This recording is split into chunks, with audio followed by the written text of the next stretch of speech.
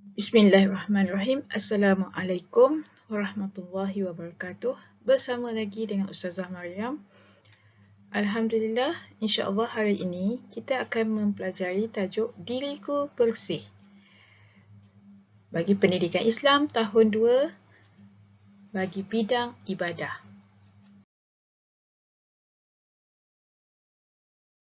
Ni kita tengok pada buku teks kita muka surat 73. Okey. Ni muka surat 73 dan sebelah sini adalah muka surat 74. Okey, mari kita tengok buku teks kita dulu. Diriku bersih. Yusuf, jika tiada air, adakah cara lain untuk beristinja? Ada cara lain untuk beristinja ialah di sini terdapat 3 orang pelajar sedang membincangkan tentang cara-cara beristinja. Sebelum tu, Ustazah nak tanya, adakah kamu tahu apakah yang dimaksudkan dengan istinja? Okey, baiklah. Istinja tu adalah membersihkan kubul dan dubul kita daripada najis. Yang ni kita membersihkan tempat keluar air kencing dan tempat keluar air buang air besar kita tu. Okey? Jadi apa cara yang kita hendak gunakan untuk membersihkan najis kita yang keluar daripada situ? Okey, selain daripada air, kalau seandainya tidak ada air. Okey, mari kita tengok pada buku teks muka surat 74. Okey, di sini disebut alat-alat beristinja. Okey, maknanya alat-alat beristinja ni ada 2 jenis. Yang pertama, air mutlak. Okey, yang pertama, air mutlak. Okey, yang kedua, benda-benda kesat. Okey, seandainya air mutlak ni tidak ada, maka kita bolehlah menggunakan benda lain iaitu benda-benda kesat. Okey, seperti apa benda kesat tu? Kain, kertas, batu, kertas tisu, daun-daun kering dan kulit kayu. Okey, ni nampak ni kulit kayu, kertas, okey, kain, tisu, daun kering, batu. Okey, apa syarat dia? Macam mana cara nak guna dia? Okey, nanti kita akan tengok selepas ini. Okey, di sini ada info. Dia kata istinja menggunakan air adalah lebih afdal. Jadi seandainya jika ada air, gunakanlah air. Tetapi kalau tak ada air, bolehlah guna benda kesat.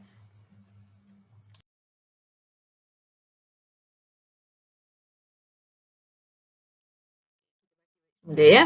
Alat-alat istinja. Pertama sekali, air mutlak. Yang kedua, benda-benda kesat.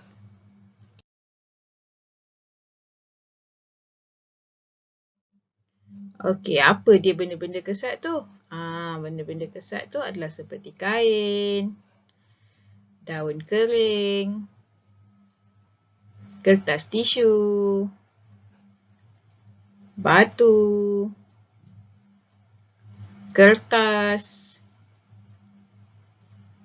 dan kulit kayu. Inilah benda-benda kesat yang boleh kita gunakan untuk beristinja jika seandainya tidak ada air. Jadi kalau kita nak membersihkan najis pada diri kita, bolehlah kita gunakan alat-alat ni.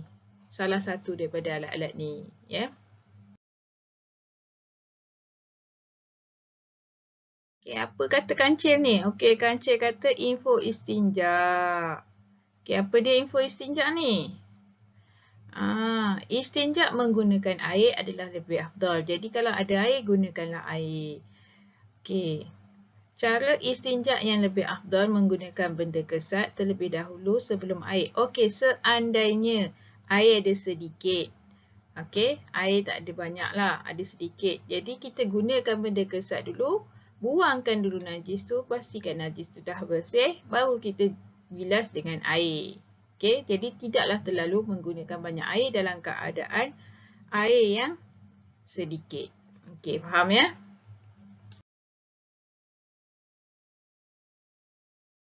Okey, ni dalam buku teks muka surat 75. Okey, apa pula ustaz ni cakap? Okey, Ustaz ni kata ciri-ciri alat-alat beristinja. Okey, apa dia bentuk alat istinja tu? Macam mana? Dia kata benda-benda kesat seperti batu. Yang kedua, bukan benda yang dimuliakan seperti makanan. Yang ketiga, bersih dan suci. Iaitu bukan benda kotor seperti najis dan darah. Keempat, boleh menghilangkan najis. Bukan benda yang licin seperti plastik dan kaca. Okey, syarat-syarat beristinja selain air. Najis tidak beralih dari tempat asal. Najis masih belum kering. Okey, kat sini dia kata ciri-ciri alat istinja tu adalah benda kesat. Okey, kenapa benda kesat? Kerana bila kesat, dia dapat menarik najis tu. Okey, benda-benda kesat tu seperti yang tadi dah kita sebut tadi, ada 6 tadi kan? Batu, kertas, kain, kulit kayu. Okey, kulit kayu tu kita tak boleh ambil kulit kayu yang masih basah yang ada pada pokok. Tak boleh. Kita kena ambil kulit kayu yang dah kering. Kenapa kering? Sebab bila dia basah, dia tidak akan membersihkan. Jadi, kenalah ambil kulit kayu yang kering. Begitu juga dengan daun kering. Kita tak boleh ambil daun yang ada pada pokok tu. Kalau kita ambil daun yang ada pada pokok tu, yang masih basah, masih hijau tu, ia tidak akan membersihkan najis kita. Ya. Jadi kita kena ambil daun yang telah kering, yang ada jatuh-jatuh atas tanah tu, yang masih bersih, yang tak terkena najis, tak terkena kotoran, bolehlah kita gunakan untuk membersihkan. Okey.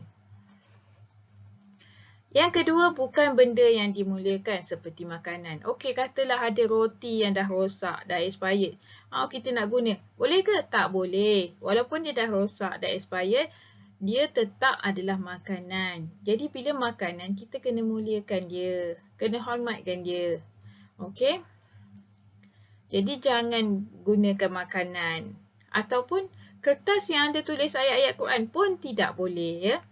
Okey, yang ketiga, bersih dan suci. Okey, pastikan peralatan yang kita guna tu, batu ke, kertas ke.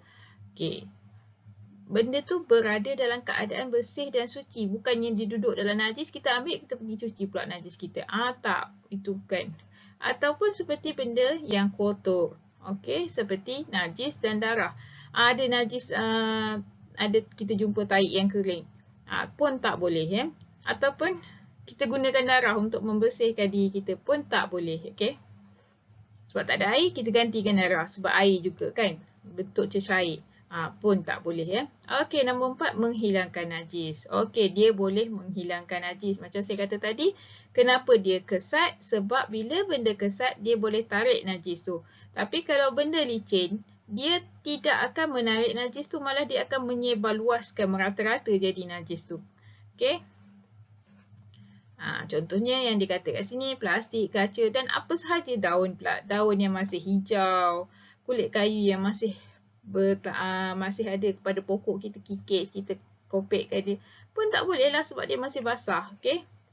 Okey, syarat-syarat beristinja selain air, mestilah najis tu tidak beralih daripada tempat asal dia. Maknanya dia kat situ dia keluar, kat situ je dia duduk dan kita tarik, buang, bersihkan. Okey. Kalau dia dah teralih, dah terpergi merata, terpaksa juga kita cari air. Okey, najis tu masih belum kering. Maknanya lepas keluar terus kita bersihkan. Maknanya boleh kita gunakan benda-benda kesat. Tapi kalau seandainya dah kering, benda kesat tu pun dah tak mampu untuk menarik najis tu. Jadi kita perlulah mencari juga air. Okey, ya.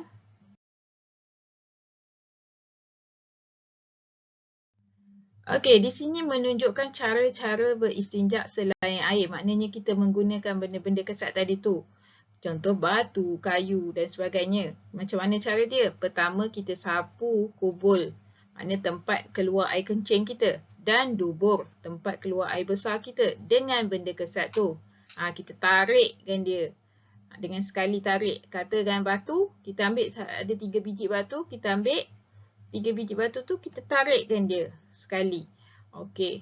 Kalau seandainya kita guna daun kering, macam tu juga. Selai daun tu kita tarikkan dia, buang. Okey, lepas tu jangan guna dah. Okey. Dia kata kat sini yang kedua, sapu dengan 3 kali sapuan. Okey, maknanya mesti ada 3 benda lah. Kalau batu, 3 biji batu. Kalau daun kering, 3 helai daun. Kalau tisu pun sama. Kalau tisu pun sama juga, 3 biji, 3 helai. Okey, seterusnya, setiap sapuan tu menggunakan benda kesat yang baru. Okey, maknanya kalau kita dah guna kali pertama, yang kali kedua jangan guna dah. Kita ambil yang lain pula, batu yang lain ataupun tisu yang lain. Kita bawa siap-siap untuk membersihkannya. Okey, kepentingannya beristinja selain air ni, kenapa kita boleh gunakan, kalau misal kata tak ada air, kenapa kita boleh guna benda kesat? Kerana mudah didapati. Dan juga ia adalah salah satu daripada pilihan selain air. Okey, di sini ada sedikit info. Dia kata, sekiranya menggunakan batu, boleh menggunakan seketul batu yang mempunyai 3 permukaan yang berbeza. Okey, maknanya batu ni ada bentuk bulat, ada bentuk yang berpetak-petak. Jadi kalau seandainya ada batu yang berbentuk petak-petak ke ataupun mempunyai 3 permukaan yang berbeza, jadi kita boleh menggunakan dia seketul sahaja tapi berlainan. Tapi pastikanlah untuk memegangkannya dia boleh dipegang. Kalau seandainya susah untuk dipegang walaupun 3 permukaan yang berbeza, sebaiknya carilah batu yang boleh, carilah lebih sikit supaya najis kita tu tak merebak merata-rata. Okey? Faham ya?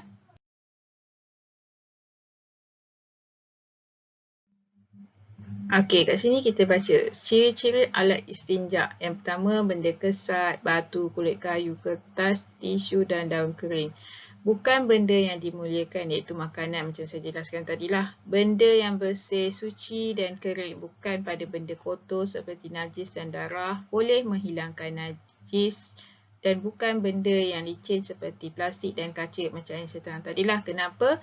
Sebab bila benda tu kering dan kesat, dia akan boleh menarik najis. Tetapi kalau dia basah, licin, dia tidak mampu menarik najis. Malah dia akan menyebarluaskan najis tu pergi merata-rata. Okey?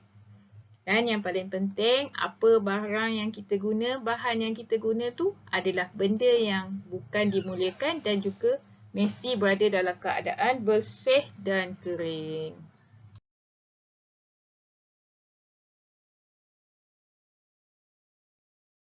Okey, syarat beristinja dengan selain air. Macam yang saya jelaskan tadilah. Mesti pertamanya najis tu masih berada di tempat asalnya. Tak beralih lagi, tak berubah tempat lagi. Dan yang paling penting, najis tu masih belum kering. Kalau seandainya dah kering, kenalah gunakan air juga.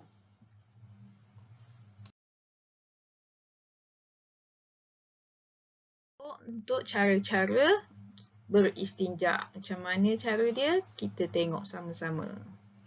Okey, pertamanya menggunakan air.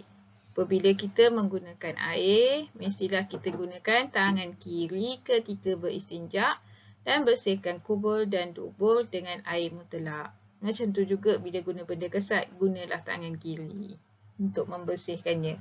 Sapu kubul dan dubul dengan 3 kali sapuan menggunakan benda kesat yang bersih dan kering pada setiap sapuan. Maknanya setiap kali kita nak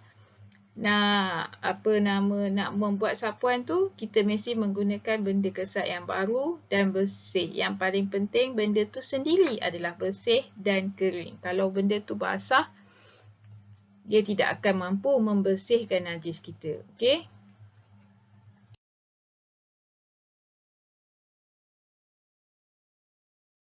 Okey, kenapa kita boleh beristinja menggunakan selain daripada air apabila ketiadaan air? Pertama sekali, benda tu mudah didapati dan itu adalah pilihan yang terbaik selain air jika seandainya air tidak ada. Okey? Itulah dianya. Alhamdulillah, kita telah selesai mempelajari tentang tajuk Diriku Bersih untuk Pendidikan Islam tahun 2 bahagian Ibadah. Ustazah harap semua murid-murid faham apa yang telah Ustazah sampaikan. Okey, jangan lupa subscribe sebagai tanda sokongan. Terima kasih.